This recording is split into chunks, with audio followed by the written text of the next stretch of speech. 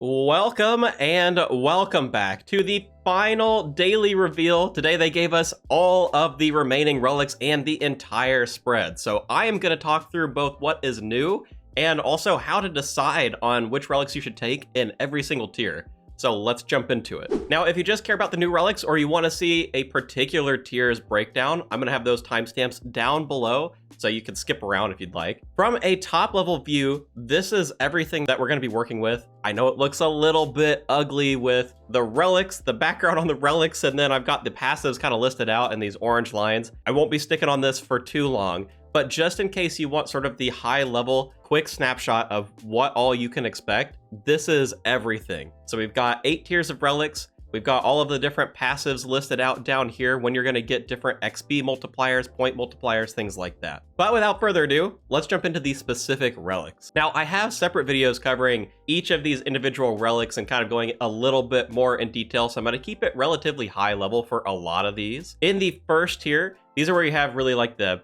powerful gathering relics. So starting with Power Miner, this thing is just allowing you to mine more ore from a single node. That is going to be really helpful. It's going to auto smith ores for you. It is also going to automatically trim gems as you get them from the rocks, or if you do something like gem rocks. Plus, the tool itself that you're getting with this is the equivalent of a crystal pickaxe with no requirements to use. And with all of the tools, they're not going to drain either, so you don't have to worry about that. Do keep in mind on tier 1, you are starting out with the 5 times multiplier, 2 times drop rate on everything, 4 times minigame points, along with a number of other kind of like league quality of life things. The second relic is going to be the Animal Wrangler. This one's going to allow you to catch fish faster. It is going to allow you to cook the fish as you catch them. The tool itself is going to function as any of the fishing tools that you might need, so you'll be able to use that even for ones that aren't listed, like the Karambwan fishing. It is also going to help you with Hunter.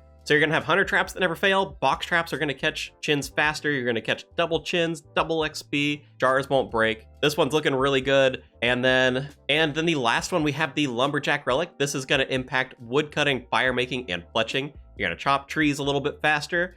You are going to be able to automatically burn those logs or automatically fletch them into arrow shafts without feathers. Plus, you're not going to fail in making fires. So to visualize this a little bit, these are the skills that they solve, and I have kind of adjusted the size of them because I think some of these are either more difficult to solve or more annoying to solve than others. So like on the mining relic, smithing tends to be the most annoying, most difficult thing to solve. There are some regions and some other things that can kind of help you along with this. But in general, trying to smith ores at like a standard furnace is going to be terrible. Even if you have other relics that help you like smelt all of your stuff there, and not a lot of monsters drop straight bars. So smithing tends to be one of the more challenging ones. Mining, I know a lot of people find mining annoying. We do have star mining available to us. You can find stars in your area. So like, I don't think mining is going to be quite as painful as it has been in the past, but still it is an annoying skill to train. Crafting, I think, is one that's normally pretty easy to solve for people, so I don't see a lot of benefit out of that from the mining relic. Now for the harpoon relic, I actually don't think any of these skills are particularly difficult to solve. Hunter definitely gets a pretty big boost, and I know Hunter is generally one of the more annoying ones unless you pick up something like Barlamore where you get Hunter rumors. So being able to speed through, even if it's with Gray Chins on the Isle of Souls, I think that's probably a big benefit to this. Fishing's always AFK. Cooking isn't like that big of a deal since you're going to be fishing anyway, but it is kind of nice, I think. I do think it's nice overall to be able to get these two out of the way, but in terms of like the actual skill solving for these, I don't think it's that big of a deal. For the wood cutting one, this one, I know a lot of people hate on the wood cutting one. I've done it too. It is not a trash can here, so congratulations, wood cutting people. No trash can for you. But I do think that the use cases for this are quite limited because while fletching is generally like pretty annoying, a little bit challenging to solve, fire making is not like the most fun. It's also pretty annoying because you're just clicking on logs to burn them for most people outside of something like Mauritania where you do shade remains or something like that. But I also think like wood cutting tends to be one of those AFK things. You don't necessarily want to chop high level logs quickly. So I think that the wood cutting one tends to fall farther down the list for most people because of that. So to put it in a little bit of a different light, for the power miner, if you have the desert or you have the Fremnik area, you don't have to worry about it because smithing's already going to be solved for you through either the Giant's Foundry in the desert or Blast Furnace in the Fremnik area.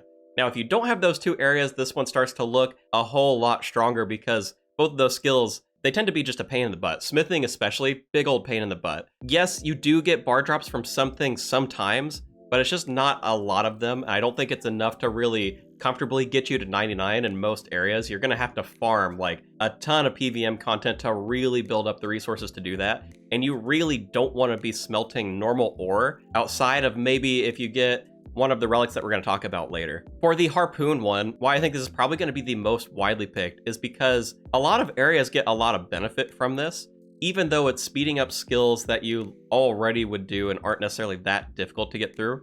So like with the wilderness, you get black chins, so you're getting a huge benefit out of that hunter side of things. You're also seeing things like dark crab fishing. You're going to be able to like catch those, cook them, they go straight to the bank, like all of the resources that you gather from these tier 1s. So like you're getting a lot of benefit. Dark crabs are a very high level fish, and so you're going to be able to catch them really, really quickly. Not only because of that tick boost that you get specifically on this relic, but also because all of these have a sort of like 50-50 coin flip for making it easier to gather those high level resources. So Tiranwen and Kandarin, they also are kind of like secondarily good for this. There are some red chins in both of these areas, so you again get that hunter boost. Kandarin has a lot of fishing activities, so it gets some benefit from that as well. Tiranwen doesn't have a whole lot in the way of fishing, but it's still fine. I mean, there's high level fish in pretty much every area of the game, so you'll still get that benefit.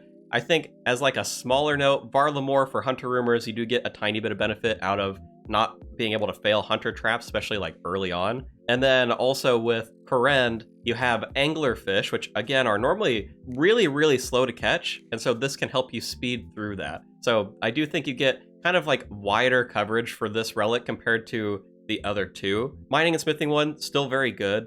The woodcutting one, again, I don't think the use cases for it are that strong. I think in Korend, yes, you get some good benefit out of Wintertodt specifically. You'll be able to blast through Wintertodt. You'll be getting a lot of woodcutting, fletching, and firemaking XP while you're there. But Wintertodd's already really fast, so like, I don't know that this is really a good reason to pick it. So in terms of like my general recommendations, I think the Harpoon, the Mining Relic, both of these are good choices. It's just going to depend on which skills you hate the most. While I personally think the Harpoon has a little bit of a wider spread in terms of coverage between the three skills that it's doing. I think you're going to get a little bit more in the way of tasks. I do think the mining and smithing relics, since especially smithing is such an annoying skill, I think it's still a really solid pickup. So I think both of these you'd be pretty happy with. Woodcutting relic, I just don't see a lot of use for it. I don't think it's that good. I think there's other ways to solve for fletching. I think there's other ways to get logs for fire making.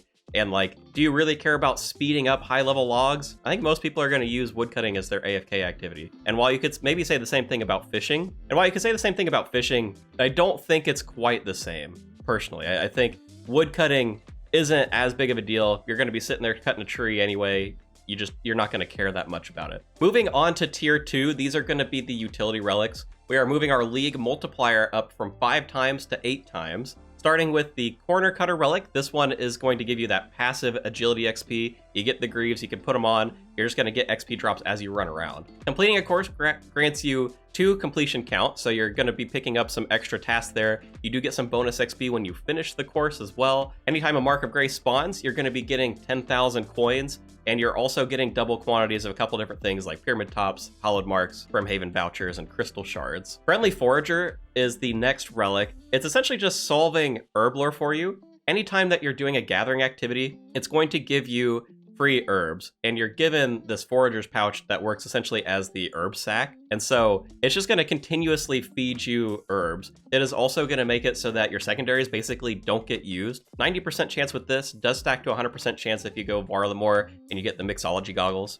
It is also going to allow you to create 4-dose potions just straight off the bat. And then you have Dodgy Deals, which is going to be AFK AoE thieving, 11 by 11 square around your character. It's going to give you a lot of thieving. That doesn't work for the XP, it's just for the loot, but that is still going to give you a lot of loot. 100% success rate for all thieving checks, so not just pickpocketing, for any sort of like chest, doors, stalls, whatever. you're going to automatically re-pickpocket NPCs. Also, you're able to automatically re-steal from stalls, and stalls are not going to deplete. Items you get from pickpocketing are noted. You can hold more coin pouches, so just more AFK. So a lot of stuff here. And again, to visualize this, the problems that they solve. On the agility side, you're mostly solving for agility, but it is going to give you a decent amount of coins. And you have to keep in mind that the minigame multiplier is going to apply to things like Marks of Grace, Brimhaven vouchers, Hallowed Marks. And so you do get some synergy with just that passive bonus from here. Now you're going to get even better minigame multipliers in the 4th tier, but we'll talk about that in a little. So agility is doing a little bit extra for you.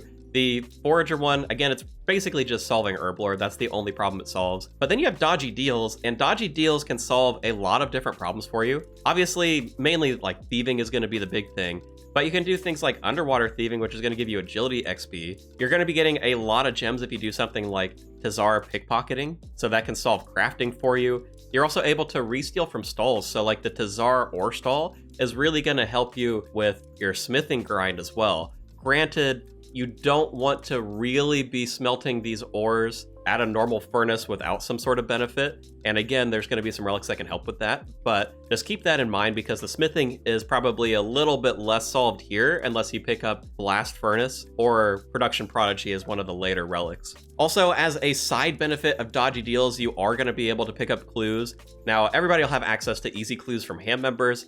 Kandarin specifically is going to get even more clues from a bunch of the high-level NPCs that are out there. And of course, thieving basically just solves your money problem. I think it's going to solve your money problem better than the agility relic as well. So you'll just be building up more cash more quickly. And for some area-specific recommendations, I think if you're taking one of these 3 areas, Kandarin, Mauritania, or Taranwin, Dodgy Deals is looking like a really strong pick for you. And that is just because of the high-level pickpocketing NPCs that are available to you. Now, I still think that Dodgy Deals is just generally the best for everyone, but there are some specific use cases where that may not be true for you. Now, for the Friendly Forager one, what I've got listed out here is Taranwin Wilderness Desert. The reason why you might pick this is if you don't have a lot of farming patches. Now, most areas have farming patches that you can use, and you'll be able to farm herbs in that way. But if you do something like Taranwin Wilderness Desert, you're kind of out of luck in terms of patches. So you might actually want to take this one if that's your specific combo.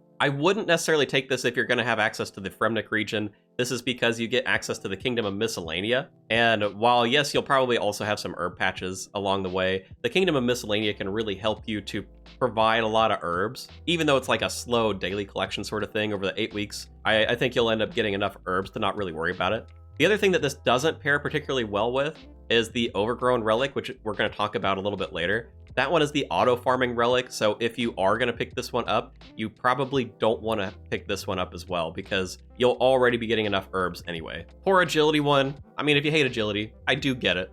You could still take it, but I think the thieving one probably is going to be the best for most people. And that's why my blanket recommendation is going to be the thieving relic. Secondarily, maybe that forager relic. Agility one, only if you extremely hate agility, you know you're not going to train it, then okay, yeah, sure. But like Brimhaven as an agility course got some buffs. So like, even if you end up having to train agility there, I don't think it's going to be that bad for most people. Moving into tier 3, we are getting our teleportation relics. This is also where we get more combat experience. So we're getting that 2x multiplier to combat experience, which includes hit points and prayer points. We're also getting some Slayer benefits here in this tier. So you're unlocking Bigger and Badder, which is superior Slayer creatures. You're unlocking 5 times Slayer points. You're able to get those points without completing additional tasks. And the rate for superiors is going to be just generally faster. Now for the relics themselves, the first one is going to be the Clue Compass. This one lets you teleport to any stash unit and follow the bard, assuming that you have that area open. It is also giving you the ability to teleport to your current clue step. Now, one thing that'll be true for all of these relics, it's going to ignore the wilderness teleport restriction. So if you are going to be in the wild, you are able to use these at any level, so don't worry about that. You'll be able to teleport anytime that you're out there, as long as you're not teleblocked, but hopefully people won't be doing that to you. The second teleport relic is going to be the Bank Heist.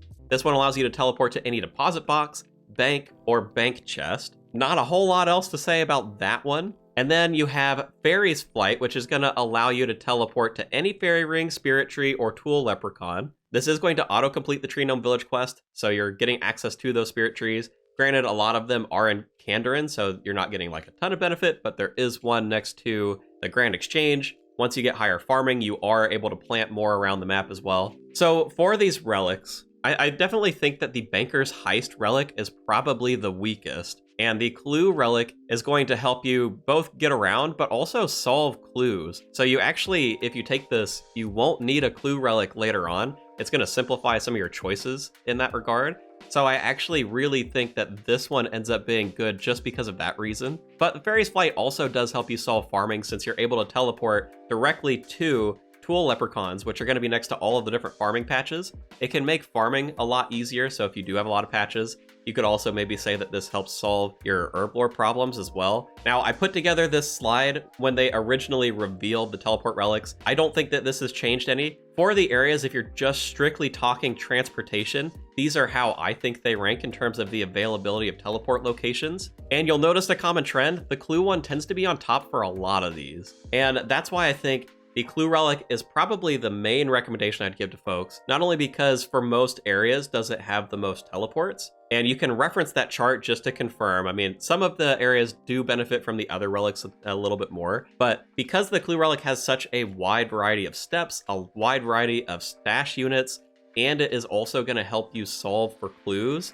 I think it's just like a really, really valuable pickup. Fairy's Flight is still good. It can help solve a couple other problems. And then Bank Heist, I mean, really, I don't think Bank Heist is very powerful. Moving into tier 4, this is where we are getting an increase to our drop rate on items. We are also maxing out on the minigame point boost. So we're at 5 times drop rate, 8 times minigame points. If you are holding out and doing either of those things, your restrictions have been lifted. Go free, go have a good time. Now, the relic choices in this tier are a little bit odd. You've got the Golden God Relic, which is going to allow you to auto high alchemy. There's no level cost, no rune cost with that. So it's essentially going to mean infinite gold. There's some numbers related to like items giving more gold, having a chance to not consume the items. So do bear that in mind. But essentially over time, this is just going to mean infinite money for you. That also means that your magic problem is solved because you're casting high alchemy just all the time. The other problem that this one is going to solve is prayer. You're able to use 20,000 coins on a prayer altar and get XP equivalent to a dragon bone. One other side benefit of this is it's going to allow you to purchase things from shops noted, so that can also be really nice. The second relic in this tier is Reloaded. It's going to let you pick a previous relic from any of the tiers below. We'll circle back and talk about that one. And the last one, this is a new reveal for today, is Equilibrium. I know some people were expecting this one, so for those who are like, hey, this one's coming back, congratulations, you did get it. This is going to give you more XP towards any skills, and this is a little bit complex number-wise.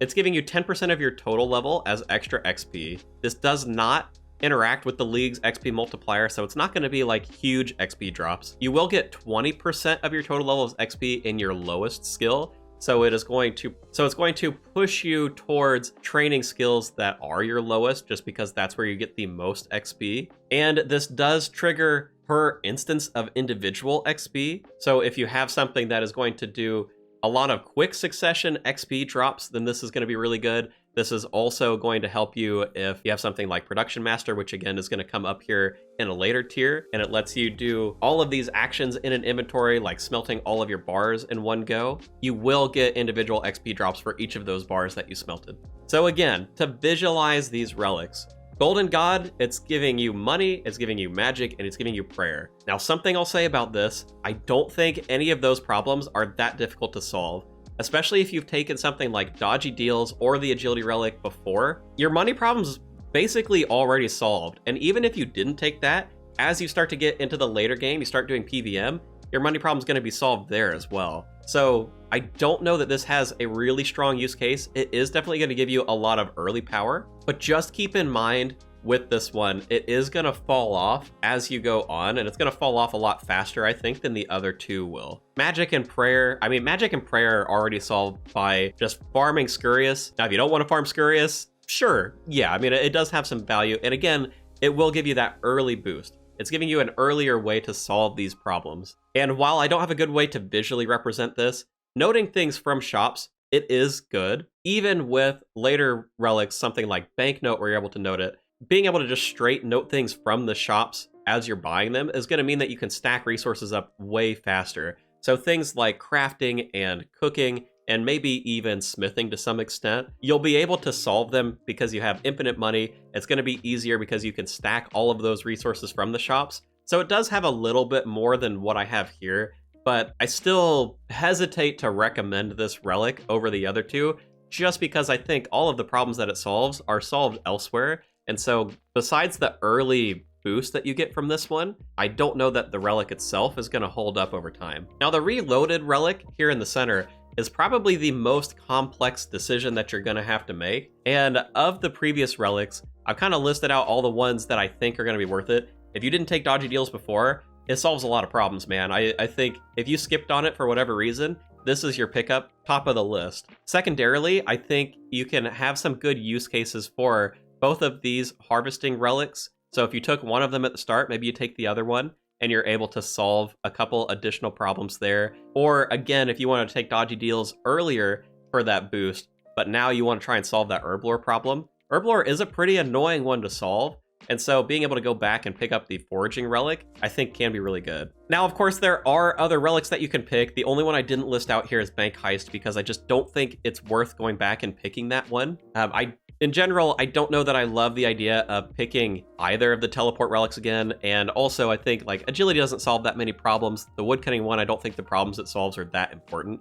So I wouldn't necessarily take this relic for these four at the bottom, but I do think they're still viable options. So if you ended up taking Fairy Flight, for example, to solve like farming, you want that good teleportation network, then coming back and taking the Clue Compass actually isn't a bad idea because it's still going to solve your clue problem, and it's giving you even more teleport locations. So I do think there is some use for this.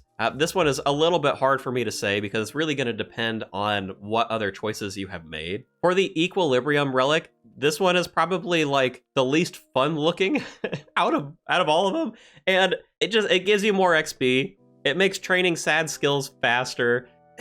It doesn't have a lot of like cool factor going for it, but in terms of longevity, I actually think this one is probably going to give you the most value just because it's going to help you to max all of your skills. It's going to help you get any of those higher XP milestone tasks a little bit faster. But like, even with that said, I get it. It's not like the most fun thing to go for. So I don't know, something to think about. In terms of area specific callouts, I don't really have any for these two. Granted, for the reloaded relic, go back and look at previous relics because all of the area recommendations will apply to anything there that you're considering. For Golden God, I would not take this if you're in the wilderness. The wilderness basically solves all of the same problems that Golden God does, so I don't think you get a lot of benefit. Wilderness can give you that like early power. Golden God can give you that early power. So I mean, yes, there is a world where you take both of these together and it just skyrockets you into the late game. I just don't think it's that good. I think you would have a lot more fun if you ended up taking either of the other two relics if you're going for the wilderness specifically.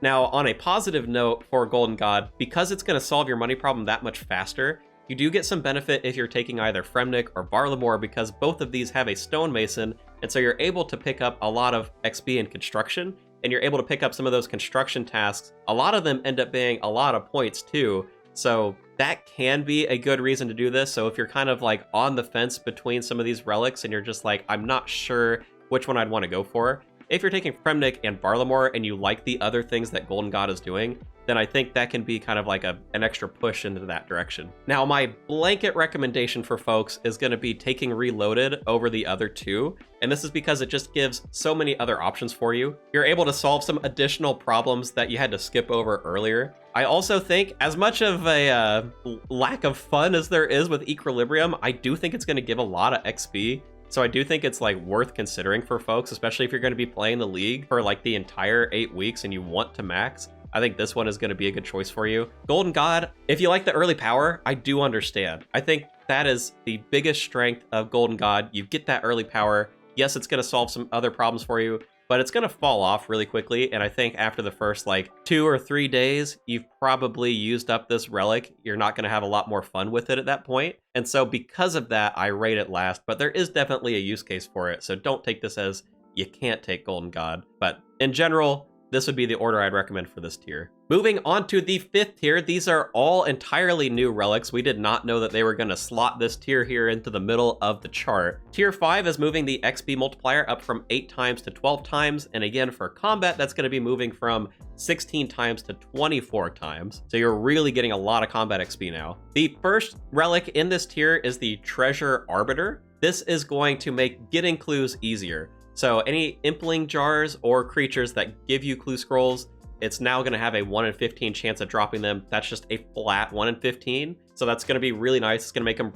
quite common. Any of the clues that you get from gathering, you're going to find them 10 times more often. All clue scrolls are going to have the lowest number of steps, so that's going to just help speed things up a little bit more for you. You're no longer going to have any item requirements for emote clues, Follow the Bard, or Charlie clue steps. So that, again, is just another way to kind of help ease you into these clues, speed it up, get rid of some of those weird item requirements, especially on things like emote clues or Follow the Bard, where he can ask for certain things that are either really difficult to get, or maybe you don't have them if they missed a clue step in one of the areas that you have unlocked. It is also going to mean that all clue caskets roll the maximum number of reward spaces that they can. And this is going to be especially good, I think, on those higher level ones that have a ton of slots. But you can see all the different numbers here for the maximum number of reward rolls that you can get. So those are laid out here for you. The next relic is going to be Production Master. So this one is returning from last year. This is going to allow you to do all things all at once for the following stuff: smelting ores, smithing bars, making cannonballs. So that is going to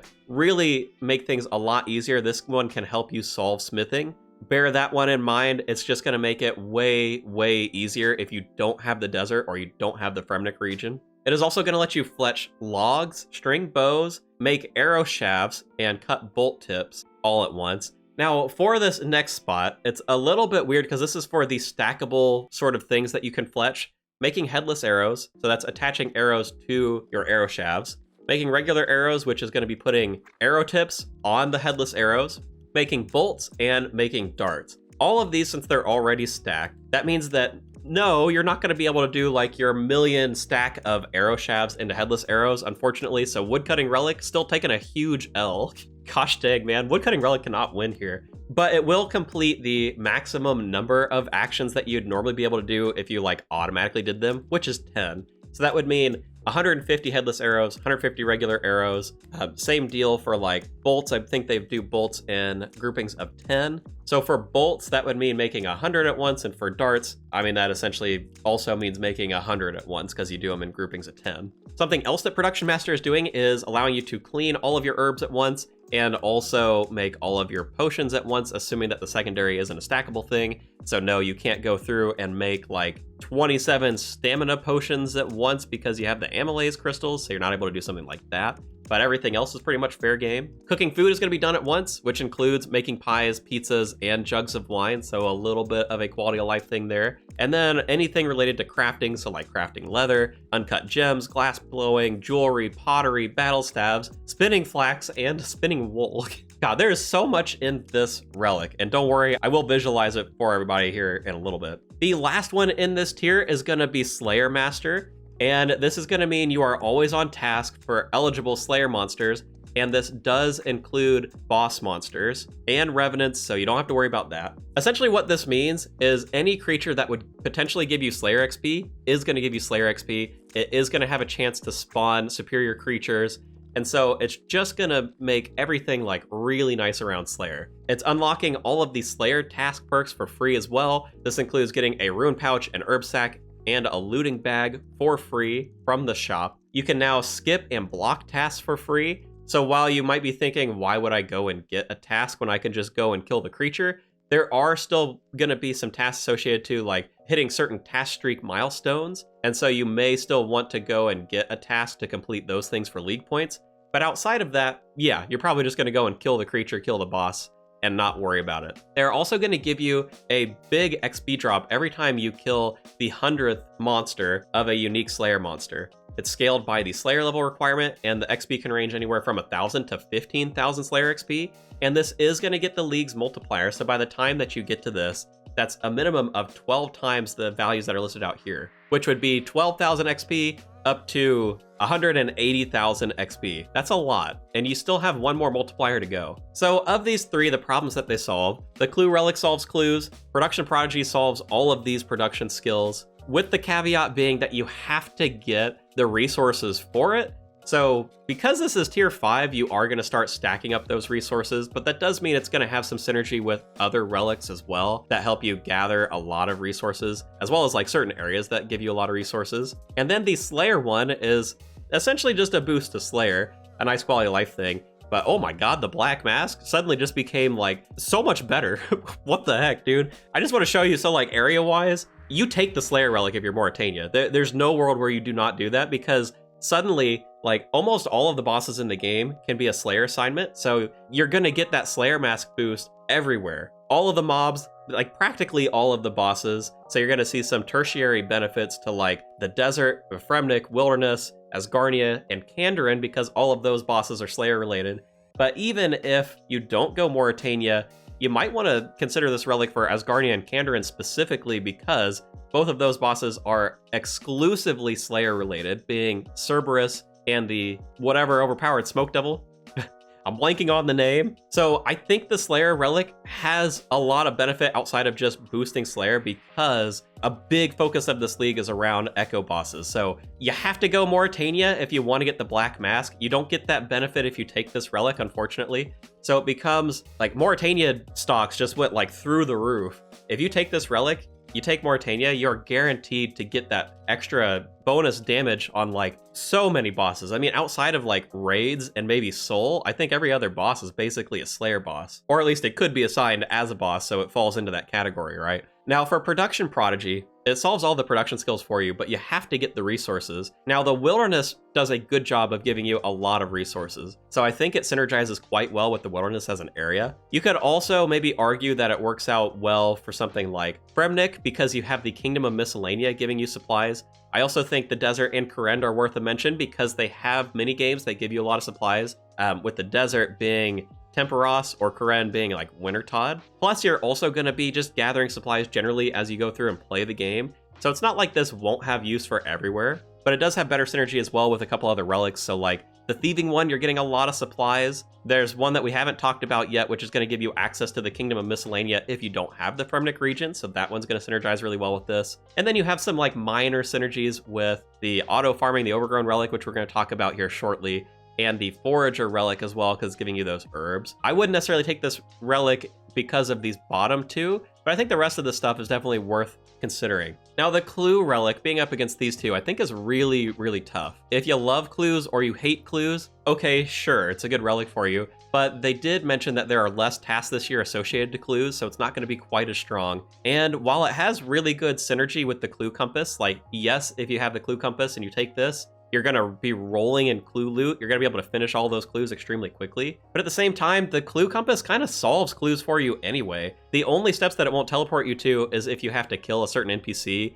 for like getting a key or getting your next clue step or whatever. Those are like a pretty minimal number of clue steps. And when you think about the fact that clues are going to be stackable in leagues, I don't think you really need this relic to solve clues. You just take this one. If you get one of those steps you can't teleport to, you just drop it. It's like not that big of a deal.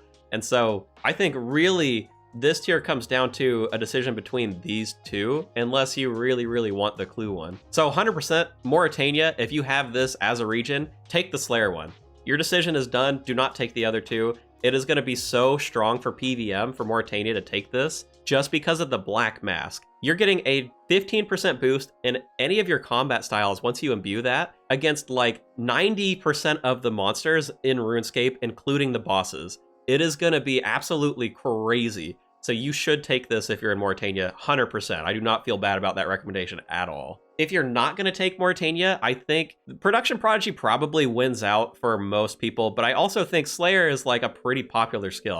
I personally also really like Slayer, and I would consider taking it even over Production Prodigy in most areas, so I kind of have these as fairly equal. I think it's just going to depend. It's going to depend on your playstyle, what sort of problems you want to solve. For Clue Relic, I mean, unless you love clues or hate clues, I don't know, man. I don't think the Clue Relic holds up to these other two. Oh my gosh, this is a lot of relics. You still with me? We are on tier 6. We are not picking up a passive with this one. This is the tier with the Total Recall Relic, which is going to allow you to save your hit points, your prayer, your special attack, and your coordinates for where you're standing. And you're going to be able to teleport back to that, get your stats, get those listed stats back. Don't confuse this with like your stat boosts. It's not going to save that. Now, this doesn't work in an instance, and so this is going to limit a lot of the use cases for this one, and we could talk a little bit more about that in a minute, but just bear that in mind. It is up against Banker's Note, which is going to allow you to note and unnote items from anywhere in Gielinor, and this is going to be just generally really good. I don't think that there's a whole lot to say about the actual relic effects. That's kind of it. It just notes and unnotes stuff for you. Now, in terms of what this means and where these things are good for, Banker's Note is going to win out like 90% of the time, probably. And this is because it's going to be better for any sort of instance content, and there's going to be a lot of instanced content in the game, especially this time around with Echo bosses. All of the Echo bosses are instanced, and so if you take Total Recall, you have to be able to finish off whatever the thing is that you're doing, because you're not able to take advantage of Total Recall while you're in there. You can use it to teleport like back outside the door, or outside the entryway, or whatever, and get your stats back, but a lot of the bosses, like things like God Wars, you can probably take them down in just like one spec bar and not worry about your supplies. But when you're talking about the Echo bosses, I think it's going to be quite a stretch to say you're able to take these down without using supplies, especially early on. So Banker's Note's going to allow you to kind of like cheese those Echo bosses a little bit earlier into the game. Banker's Note's also going to win out in that long wave content. So like going through the Coliseum or going through the Inferno, and the Inferno has a mastery point behind it, like it's going to win out in that content, and it is going to be a little bit more chill, a little bit nicer to use for skilling. And so I think Banker's Note is going to be something that a lot of people are going to want to take. But as some specific things that I think the Total Recall really shines at, you've got the Wilderness. Pretty much all of the bosses there aren't instanced outside of the Echo boss. So you're able to take advantage of Total Recall to really wreck a lot of the Wilderness bosses, assuming nobody else is there. So, you know, that's a little bit of a caveat, right? But I think the Wilderness benefits a lot from this. Slayer, you're going to see a lot of benefit from this as well, because you can save your spot just in the middle of all of the creatures that you're trying to take down, and you can reset your stats just over and over and over. You get infinite spec if you want. If you want to treat it a little bit more chill, you essentially get like infinite prayer, infinite HP. So it's going to make things like Slayer a lot nicer, and, you know, it's fun.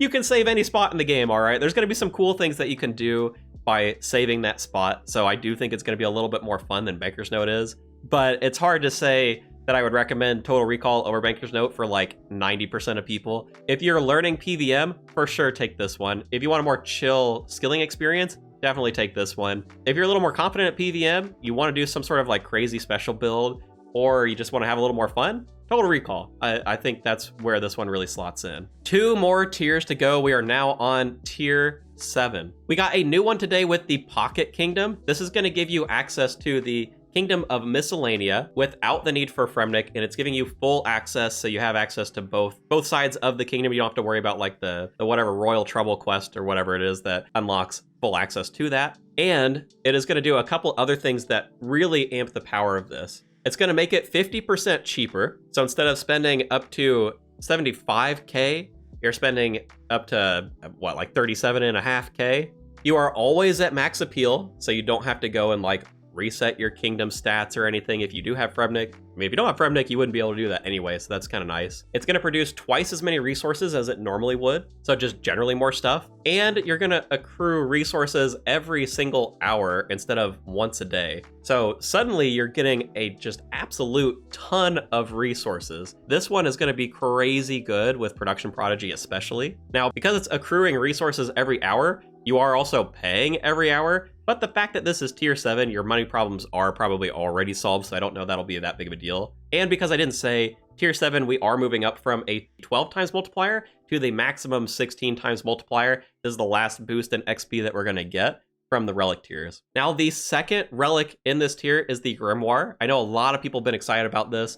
It's giving you access to all of the prayers once you have the prayer level for it. It's also giving you access to all of the spellbooks, being Ancients, the Arceus spellbook, and the Lunar spellbook. The last one in this tier is Overgrown. This is the auto-farming relic I've mentioned a couple of times. It's going to give you the Leprechaun Vault, so you no longer need Karen in order to get access to the Seed Vault. That's going to let you put seeds in there from anywhere in the world. Crops never die. When you plant something, there's a 75% chance that you're not going to use the seed. And when the seed fully grows, if you have that same seed in the seed vault, it's going to auto harvest your patch and replant that seed. It does work only if you have the exact same thing. So if you have like a Ranar patch that finishes and you have a Ranar seed in the bank, then it will do this auto harvest and replant. But if you have something like a Guam planted and a Ranar seed in there, it's not going to do anything. You're going to have to go and harvest that yourself. And to visualize everything that each of these is giving you, for the kingdom, these are all the resources that it gives. I know not a lot of people will know those off the top of your head. So like a lot of herbs, a lot of raw fish. It can give you coal as well, which is going to include gems. You can get maple logs as well as birds' nests. You can get hardwood, so that's going to be teaks or mahogany, as well as birds' nests again. And you can get farming seeds in here as well. For the grimoire, you're getting access to these 3 prayers. You're getting access to these 3 spell books. And then for Overgrown, you're basically solving your farming and your herb lore problem. And to simplify this a little bit, maybe, I look at it like this. I actually don't know if this makes it more simple in all honesty. I mean, it makes it simple for some of these. So like, starting with Overgrown, if you don't have a lot of patches, this one isn't really going to do that much for you. I mean, yes, it is good that it will auto harvest any of the patches that you have. But I think if you're at the point where you're like Taranwen Wilderness Desert, since you don't really have much available to you, you probably don't take this one, and you probably just suck it up and do like tree runs, hardwood tree runs on Fossil Island. So I think that's one thing. Like, if you don't have those patches, you don't have to consider this relic at all. The other thing I would say is if you're taking the Forager relic or you've taken Fairy's Flight as your teleport, then this one loses a little bit of its power. Now, I don't think that these totally cancel out this relic, and yes, I mean, if you really wanted to, you could double up on these. However, because the Forager relic is giving you a lot of herbs, I think that's solving one of the main problems for you that this relic is doing, so it really weakens the case for this one. Similarly for Fairy's Flight, because you're able to teleport directly to patches, you're gonna be able to like farm more easily anyway. I don't think it's gonna be that big of a deal for you to take this relic. Current is also kind of like a weird area for this one. You get a lot of farming patches, so you do get a lot of benefit, but Current also has a lot of ways to train farming, and so I don't know that I would necessarily take this if I was going Kurend. I'm a little bit up in the air on that one. I'll probably talk about this a little bit more later on when I talk about my personal choices, but I don't know. It's a little hit and miss whether or not you want Kurend. I think if you're planning on training your farming through Tithe Farm and you're going to do the farming contracts, then this starts to lose a little bit of that value, and then maybe you don't take it. But if you're only going to get like the bare minimum points for those things, then yeah, maybe you just take it anyway. For the Grimoire, and this might be a hot take, I don't think the prayers are important. I think you're going to be doing so much damage that like the prayers aren't even going to matter to you. You can use sort of like the baser prayers and still get a bonus anyway. So I don't think the prayers are something to really consider when you're taking Grimoire. Likewise, I don't think that the Arceus spellbook or the Lunar spellbook is that strong, which essentially boils this decision down to, do you want Ancients without the desert? If you take the desert, you don't need this relic. I think you just throw it out. You just pick between the other two. If you aren't taking the desert, it's a question of if you need Ancients, if you want Ancients. For the Kingdom of Miscellanea relic, I mean, it's going to give you a lot of resources, and I think especially if you take Production Prodigy, this is going to be a really solid pickup. And this can really change some of the decisions that you make early on as well if you're going to plan to take both of these relics, because you can just look at the things that this solves. This is going to solve a lot of problems for you. Granted, you know, construction's a little bit of like a secondary thing. You still have to make planks. Smithing is probably like the worst out of this bunch because it gives you coal, which isn't great, but if you have a lot of other ore, at least then you don't have to worry about like mining coal, which is going to be terrible. Nobody's going to want to mine coal, I promise you. Farming is another one where you get a lot of seeds, so it sort of solves farming for you, but you do still have to go and do those farming runs. So a little bit weaker on these three, but definitely for these four, and especially if you take Production Prodigy, I think this relic is going to be really good. Now, because of the different use cases for these, it's actually kind of hard for me to give you a blanket recommendation for any of them. I would highly encourage you, think about it on the previous slide that I was showing, because I think that's where the decision's made. If you really, really, really pushed me towards it, I think I would probably take the Kingdom of Miscellanea or Overgrown over the Grimoire. I just don't think the Grimoire is offering enough to be that worth it. But again, there's like specific use cases where all of these are going to be good, so it's hard to say. Now onto the final tier of relics, tier 8. We have got 3. This is the combat tier, and we are starting with the Specialist relic. This is all about special attacks, go figure. All your special attacks are going to cost 20%. That is moving them down to a flat amount that's not like some sort of weird multiplier. And you're going to get 100% accuracy on all of your attacks. This is on top of the accuracy that you're going to get from the combat masteries whenever you unlock that passive. So your special attacks are basically always going to hit if they weren't always hitting before. Now, for each failed accuracy roll with a special attack, which again, I don't think it's going to happen that often, only on some extremely high defense targets, you will get back 10% of your special attack energy. And whenever you kill an NPC, it's going to restore 15% of your special attack. So if you do go Banker's Note and you still want to like massacre mobs with the dog sword on Slayer, you're still going to be able to mostly do that because there's a 5% difference. So yes, there'll be a little bit of downtime there where you're having to regen your special, but the downtime is going to be relatively low. The second one in this tier is the Guardian Relic. It's going to give you the Guardian Horn, which lets you summon a Guardian Thrall. Every time you summon the Thrall, it's going to last 30 minutes, but you can resummon that as many times as you want to reset that timer. It is going to be a smart follower, so it's going to attack things with whatever style is weakest. If you're in multi-combat, it can use AoE, so it'd be the equivalent of like Ancient Magics or Chins. In terms of the stats, this thing is crazy accurate. It's basically never going to miss. Its minimum hit is 5 and its max hit is 13 with a attack speed equivalent to a whip. So it's going to do good damage over time. Does work in the gauntlet. This is going to benefit a lot more from kind of like long running PVM stuff, but we'll circle back and we'll talk about it in a minute. The final relic is going to be Last Stand. If you would take damage that would kill you, put you at 0 HP, it's instead going to lock you to 1 HP. And then for the next 16 ticks, after this is activated, you cannot go below that 1 HP threshold. You are locked into it. It's going to boost your stats up to 255, and that is going to tick down over the 16 ticks until you get to the point where it is at a plus 15 boost. That's where it's going to stop. And then the effect is going to resolve. It's going to cancel any of the incoming damage, so you're not going to get like one tapped because you're on 1 HP. And then it's going to heal you up based on the damage that you dealt. This does have a 3-minute cooldown or until you die. So do bear that in mind, but I think this one's going to do a lot of damage. So again, to visualize for these relics, the special relic, granted there are a lot of special attack weapons, and I would encourage you to go back and if you really want to see kind of like the special attack weapons that I call out, go and look at the previous leak videos where I talk about the combat relics in a little bit more detail. But in my mind, I think that really the main use case for the special attack relic is the Wilderness Sword and the Dog Sword in Asgarnia. Outside of that, I don't think that this relic is that strong. Yes, there are a lot of special attack weapons in the game, but I wouldn't necessarily go and take this over the other two outside of those 2 special echo weapons. That's really about it. So for me, the decision mostly comes down to, do you want Guardian or do you want Last Stand? Last Stand is going to help if you're learning PVM. It's also going to mean a lot of damage every 3 minutes. You're going to be able to blow a lot of stuff up. So like taking down Zuck, taking down Sol Haredit, taking down the Echo bosses, all of that is suddenly going to become extremely easy so long as this thing is up. And 3 minutes, while it is a long time, it's also not that long of a time. So while you can't use this to like blast away an Echo boss and then immediately go back in and blast it away again, I mean, you'll be able to farm stuff even if you're bad at the game, like pretty consistently with this relic. Whereas with the Guardian one, it's going to help with off-style damage, which I think is mostly going to be in the raids, but even because of the combat mastery setup, you're already going to have access to 2 styles anyway that are going to be really strong.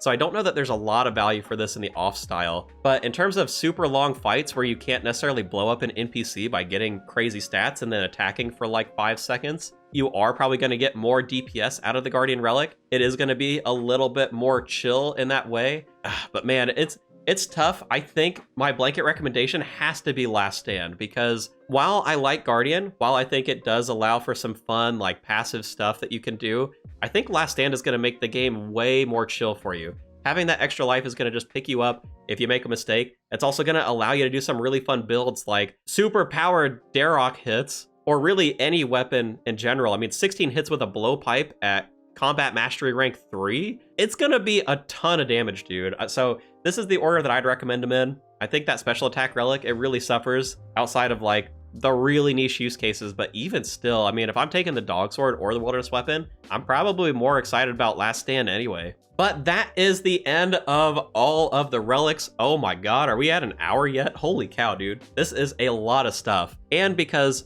I'm sure some people will ask, and I also want to use this as a little bit of an example. Here is what I'm looking like for my current relic choices. I want to start with the Harpoon. I think that this has the best overall coverage, like I said before. For my next tier, I think the dodgy deals one, it's really difficult to not take this one. I think you can solve Herblore if, like with certain area picks like Barlamore. I also think you've got the ability to solve Herblore later on through some of the other relics like Overgrown or the Kingdom of Miscellanea. You can also solve this by just taking Fremnik. Fremnik is going to solve your herb problems even if you don't have the special relic that speeds it up. So that's why I'm picking the Thieving one. The Clue Relic, I think this is no competition right here. The Clue Relic solves clues for you. It's going to make your choice at tier 5 a lot easier. So just take this one. I mean, it is still going to be good for teleportation. There are a lot of clue steps in the game. You can do some really cool stuff like Barrows runs with this. Plus, it's going to solve clues for you. I think it's going to be, like, I basically think you have to pick this one. There's maybe a case to be made for, like, Fairy's Flight, but I don't think it's that strong.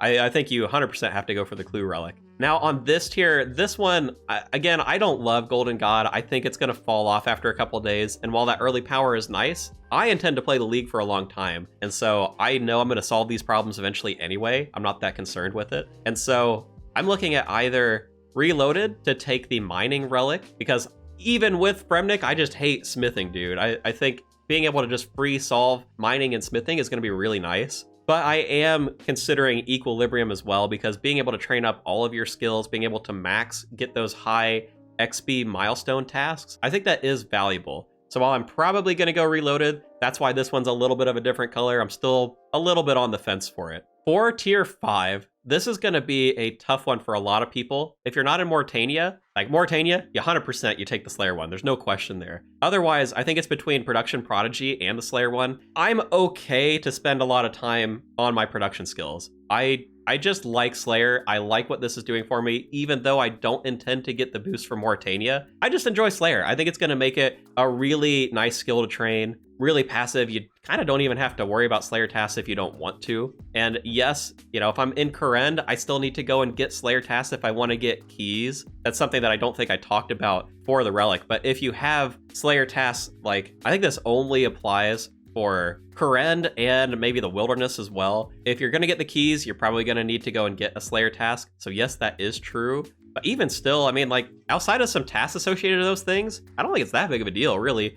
And like the ability to just go and chill at a Slayer monster and farm those superiors and get myself an imbued heart as well, I really like that. I think it's going to be nice, even though I don't know that this is necessarily like the most valuable pickup or the most efficient pickup for me. I do think Production Prodigy is probably more efficient, but again, you gotta have fun in leagues. And speaking of fun, I'm gonna go for Total Recall. I know it's not gonna be as good as Banker's Note in a lot of situations. I am gonna have the Coliseum to contend with, but I'm just trusting myself. Even though I don't know that I'd call myself good at PVM, I think the Total Recall Relic is going to be a lot of fun. And again, Leagues is also about having fun. So even though it's not the most efficient pick, I want to have that ability to like save a spot randomly and do some kind of weird things with this one. I think it's going to be a lot of fun. For the next tier, I don't care about Ancients. I'm not taking the Grimoire. So then it's between the Kingdom of Miscellanea one, which I really like. I think it's really cool to get a ton of resources. Because I'm not looking at Production Prodigy, I don't know if I really want to try and process like everything that it gives me there. And I tend to really, really, really hate farming. And so I think for me, Overgrown's probably the choice, because otherwise farming may be a skill that I just don't train at all outside of like getting Echo Hispori for Korend. And so I think this is going to help me a lot. I may change my mind when I come to that decision. We'll have to see. But for now, I'm thinking Overgrown. And then for the combat tier, Last Stand, it looks so strong. And I think there are not a lot of use cases for Guardian where you're like in a fight long enough for Guardian to win out. In raids, yeah. In like the super long wave-based content, sure, I think Guardian can work out really well. But shoot, man, I mean, you go down to 1 HP, a 3-minute cooldown's not that long, and you're gonna just absolutely explode whatever you're attacking. I think Last Stand is probably the play for most people anyway, including myself. Even though I don't necessarily love having that safety net, I kind of want to get better at doing things like the Coliseum or the Inferno. Man, it's hard to pass up. I don't know. I mean, if I guilt trip myself into not having that, then I'll go Guardian, but otherwise I think it's pretty much going for Last Stand. Oh man, so that is a lot of talking. Wow. If you want to see more League content, make sure to subscribe. I'll have probably like 3 videos dropping tomorrow. I'm going to have a lot of content right before Leagues goes out. I've got my Discord linked in the description down below if you want to join that. and I am planning on streaming the start of the league. League is going to start on Wednesday, November 27th at 6 a.m. Central. I'm planning to start my stream a couple hours after that at 9 a.m. Central. Because I've been so busy with league stuff, I haven't had the chance to test my stream. So I guess we'll see how it goes. Hopefully it'll work. Otherwise, that's all I've got. So thanks for watching, and I will catch you tomorrow.